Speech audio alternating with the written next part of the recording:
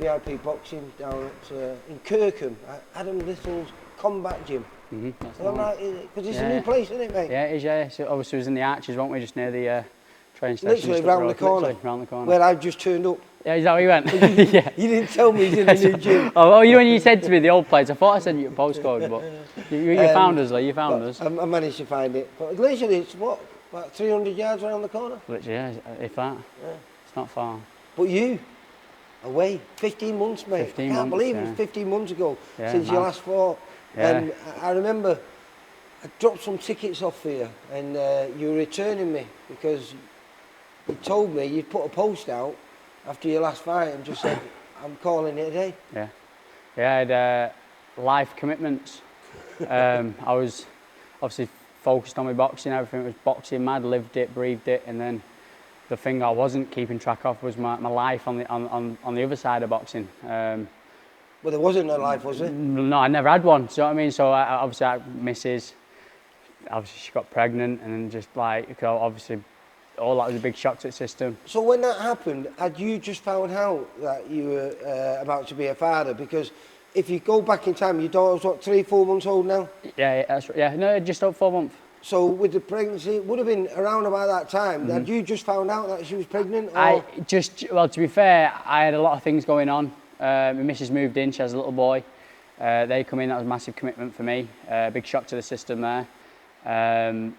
And then obviously she was pregnant, but she didn't want to tell me. And then obviously because I had a fight coming up, I had a lot of stress on my plate, a lot going on. And then I had a bit of like, whatever happened was going on in the outside of life was affecting my boxing inside. The gym, spars, coaches were seeing it, people was noticing it. And it just sent my head spiralling downhill. Yeah, because actually I remember you told me you'd had a bad spar. Was it Liam Taylor? Yeah, that's right. Yeah. Liam was fighting for the British title, I think, right. wasn't he? Yeah. I think he's mandatory for it again now. Is he? Oh, yeah, nice, I think amazing. so. I'm sure I've seen somewhere on there. And like you say, it's a very, very tough sport. And as we were saying before, yes, physically it's tough. Yeah. But it's the mind. The mind's got to be right on it. And if you're not, then it becomes even tougher, doesn't it? Oh, 100%. It's like boxing's, training's hard, fighting's easy, but what comes up with the mental side of things, it's you're on your own. Yeah. There's no one going through what a fighter goes through. You have a massive amounts of pressure on top of you that people don't see. They see everything looks so bright and bloom and mint in the inside of the ring and good, and you finish and you're buzzing, but the grind and the sacrifices you've got to put in to fight is it's unbelievable. But it was a real shock to me when you told me that. I think you didn't really tell me why or what. Yeah. You went in to sort all things out, but you definitely, that was it. Boxing was over. Yes. And you know, you were a kid that really improved. I'd filmed you all the way through your amateur career, and as a pro, you were developing brilliantly. You were 7-0. Yeah. And it was exciting times for you, and then for you to call it a day, in the back of my head, I always felt like, this isn't the end. No. This isn't the end. And luckily enough, you were young enough to have that little bit of a break. And we were chatting before, just after you'd done some pads with one of your coaches, and you were saying that it's actually done you a world of good. Yeah. Because you actually missed it. Yeah, well, yeah, obviously I took that hard decision to step away for my own health in a sense, because my head was basically gone. I needed to find balance in my life between boxing and my social and family life. So I had to, because I didn't have any. I didn't have a social life, and obviously I had a girlfriend, she had a son, fell pregnant. I was like, holy shit, what am I going to do? I need to spend time at home, but I'm always in the gym. So it's like, and for me, I was so focused on training all the time, everything other than that I didn't care about, and that's what was wrong. Yeah. So I had to find that. I had to find that balance. You've done that now. I've done that now. I obviously took that step, stayed at home, sorted loads of stuff out. Baby's here, amazing thing, best thing that's ever happened to me. And I've obviously decided, and I didn't really want to stop boxing, and I got a phone call after the baby was born saying that I should get back to it, what you're doing. And I told the person who rang me that I didn't really want to stop, and I never wanted to. I just had to sort everything out that I wanted to get sorted out, which I have done. And then he was like, "Come on, let's go then. Let's get it all sorted." So. And do you feel a big difference? I mean, I've just been watching you today on the bags, and you're looking nice and sharp, and we're going to see a new, improved Tyrone Powell. Yeah, Bowen prize. I'd say so, yeah, Lee. Mr. Bowen out, didn't I? Yeah, he did, yeah. But no, obviously is that taking. the B there in the hat as well. Yeah, TBP. There we go. Yeah. But no, taking that break was good. Good for the mind. Obviously, it's another 15 months out, which I could be higher ups in the rankings. Undefeated fighter. Do you know what I mean? It's got its pros and it's got its cons. Do you know what I mean? So it's a bad thing that I've had to step out and I've had a year out. But also the good thing is that obviously I'm at peace with my mind. You and could have been just treading water for a year though in the ring and just going through the motions and maybe picking up those in, but not improving. Yeah, exactly. I'm expected to see a big improvement. Yeah, I like it when you're a happy fighter, mate, because a happy fighter is always a dangerous fighter. That's true. That is true, Lee. And obviously everyone knows. Even all the fighters should know this. When they know themselves, if the mind's not 100%, you've always got that doubt in your mind, and it ruins you because you've got that doubt, and it's. And how did the conversation? Because you're back here with Adam. Yes. And did you talk to him about this, or was it your decision, and then you made it? You know, you explained it to Adam what you were doing. Yeah. Or did he? How did it go Obviously, about? that phone call I got, and I was like, yeah, let's go, let's get it all sorted. So we got in contact. Obviously, because I was already in the gym. I wasn't training for myself. Yeah, but I mean, going right back to when you decided. How did you speak with Adam before you to get back to it? No, when you were calling it a day. No, it was just a massive shock out the blue. It just happened like that. My head was, I was struggling. Truthfully, Yeah. I was struggling, and I didn't know what to do or where to turn to. I didn't know if this was right or that was right. And obviously I had a fight coming up, and I thought at this moment in time, I wasn't ready.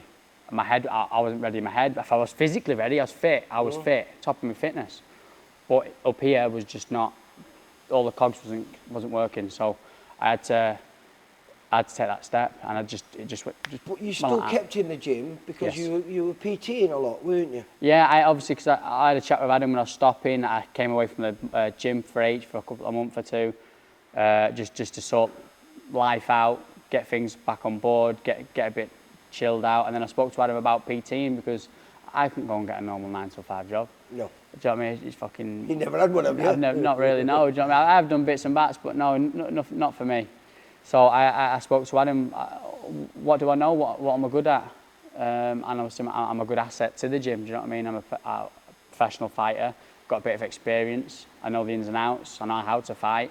So it was like, I came to Adam and said, if you don't mind repeating in the gym, and he said, yeah, it's fine. So. And did you? We was again discussing this, and I think it's brilliant. As a boxer, you don't really think about what you're doing. You just do what you get told. Yes. Yeah, in a sense. And when you have to teach someone else to do what you do day in, day out, you have to think about it a little bit more. Yeah, you got to study it. And does it make you understand what Adam wants from you and what you want from boxing a bit more now? Yeah, definitely.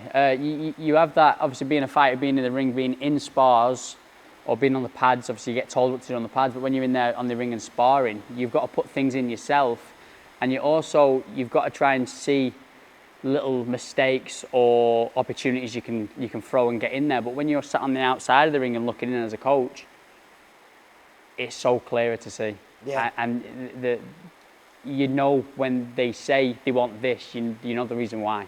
They're not bullshitting you, because sometimes they can say it and you've missed it because it's a split second. Yeah. So it's like, it's understanding that, and it's I'm going to pause it a second. I think the battery's going to run out. 1 second. Oh, hurry up, Lee. Very unprofessional, eh, mate? Yeah, but we're back on now. Yeah, we were chatting about coaching, and you feel like, so it's going to benefit you now when you're in the ring, because you know what Adam wants from you exactly now, and I presume you know better how to deliver it. Yeah, it just gives you that other insight of how you should be and what things you should be doing right, and just makes you understand a bit of boxing a bit better. Yeah. But yeah, I should hope so. It's just the understanding's a lot better, but we'll see, won't we, on the 1st of March? Hey, the first VIP show of 2025. and a good little card because you've got all your old stable mates from the Sharp Style down there. You've got Jacob Rowe on there. You've got Levi Barnes. We've got a kid from Liverpool on there, Paddy Lacey, who's looking to get back on the big stage. We've got an Irish kid who I think 1-0. I don't know, it's Glenn. I've got his name somewhere. He's only just been added to there. And we've got the newly crowned Central Area light middleweight champion, Mr. Willie Goldie. The madman. He's fun to watch. Yes. And he's been out a year, mate. He's been out a year himself. He's been out a year, yeah. He won the title back in March. Yes. He's not had a chance to defend it. We had him a great fight lined up. I think it was on a September show in Bolton, where he was going to fight a kid. I can't remember. Something King. Looked like it was going to be a good fight. A lot of people was looking forward to it. Yeah. But instead, he went on holiday and was training on holiday and went on one of those little assault courses where he runs around. Yeah, that's right, yeah. And he went round something, he said he went round it the wrong way and jumped over this thing and landed on his neck and did his neck in. So that kept him out of the fight. Oh, sick, man. So hopefully he returns and some big fights for him this year. And hopefully same for you, Jake. But I presume this is just a good building year for you. And by the end of the year, I presume you want to be where you was hoping to be, which is ready for titles. Yeah, I want to obviously leave where I left off, but obviously having that time out, it puts a hold on things. So you've got to like rebuild and then go on from there.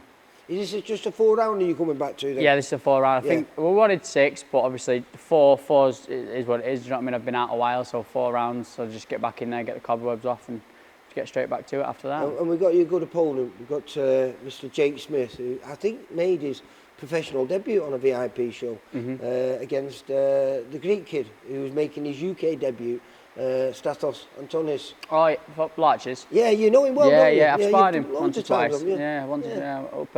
I have, yeah. Lovely kid. He's on the road looking for it. Had some good wins just recently, actually. In fact, he fought Maxi Hughes. Did he? Yeah, he fought Maxi Hughes in a 6th rounder and was doing really, really well. Yeah. He was giving Maxi a bit of a scare. And I think they told Maxi you need a knockout, and Maxi managed to get that in the. Nice. I think it was the end of the 6th or the beginning. I think it was beginning of the 6th round. Nice. So, but if he hadn't got that, I think Stathos would have got it on points. But good call. But Jake, I think close to 30 fights now as a professional. Yes. Never been stopped, mate. Okay. Never been stopped. Not bad amateur himself, and he's good friends with VIP fighter Reece Mould. Right, yeah. And Reece often does a corner for him, so it'd be nice to see Reece down there in Blackpool if he turns up there. Yeah, definitely. But hopefully victory number 8 for you. Oh yeah, definitely. And I can't wait. It's good to be battling. Highly unlikely, but if it was to get a stoppage, it'd be stoppage number 2. Yeah. Did you get your stoppage on your debut? It was my debut, yeah. This is like making your debut again, mate. I hope so. I hope so, Lee. Yeah, so we'll have an early night then. Yeah, exactly. Exactly. I can watch the boxing after then, can't I? Oh, it's not fucking hell. I thought it was on the 22nd. Well, it was. That's this Saturday. That's why we moved it, because it was going to be the 22nd. A week later. But the Riyadh with the Bivov and Beterbiev. Yeah. Who wins? Yeah. Oh, I Beterbiev me. Same again. He's got to start better. Yeah. He's got to start better because he started slow in that fight, but I think that was down to Bivov's movement. He's quick. He's good. It's a tough one, really. It's a great fight. This obviously the same again next week. It's gonna. I say next week. It's just 2 days away, isn't it? Yeah, I think it'll be even better, mate. So I think Beterbiev will take it again. And the sad thing about that is another one of your old stable mates, Brad Ray, because Brad was at the gym when you were there. Well, no, he wasn't. He joined after you left. Yeah, he joined after me when I went. But he should have been on that undercard fighting a Swedish kid, Konstantin Naga, I think his name is. Yes. Who got injury? Did he get an injury? Yeah. The other kid got an injury, so that must be heart-wrenching for proper for Brad. kick in the teeth. That, but it's bad enough when you get your own injury. Yeah. But when your opponent gets one, and he's trained that hard. It's sickening. Yeah, it's sickening. And especially on a card like that, especially when you're a light heavyweight as well, because all the eyes in the world are watching that fight. Oh, so definitely. if he would have got the win off that, you know, his life could have changed. Yeah, definitely, 100% would have been a massive step. Yeah. But he's just got to keep patient now, and hopefully something comes around the corner for him. Will your daughter be at your boxing match? I don't. Bringing her? Probably not, Lee. I don't know. Obviously, it's a bit. What about your lad then? He's at his dad's. Yeah. He's going to his dad's, and then obviously she's the baby. She'll be at my granny's. Right. So no, she won't be there. It'll be a bit loud for her, to be fair. But all changed. When you take that hat off, you got a mop of hair underneath there. Yeah, I have. And now you got a ginger beard. Oh, come on, Lee. I mentioned it as ginger, that mate. I know, yeah. It's changing the sun, isn't it? But we've had no sun, so I'm in trouble. So what's your excuse then? Just let myself go on, Ellie. I've been training hard. That's what it is. I've been training and I've not had time. You always say though, there's no bad gingers you can't fight. No, you know well, they can all fight gingers, so hopefully it's a blessing then. Strawberry blonde, Lee. I'm not ginger. Listen, Ty, you take care. I'll see you on the first, mate. That'll do hopefully perfectly. We'll be down there chatting to you and saying win number 8. Yeah, thank you very much. Take care, mate. Thank you, and you. For all boxing info, news and latest interviews, amateur and pro, across the north, click and subscribe.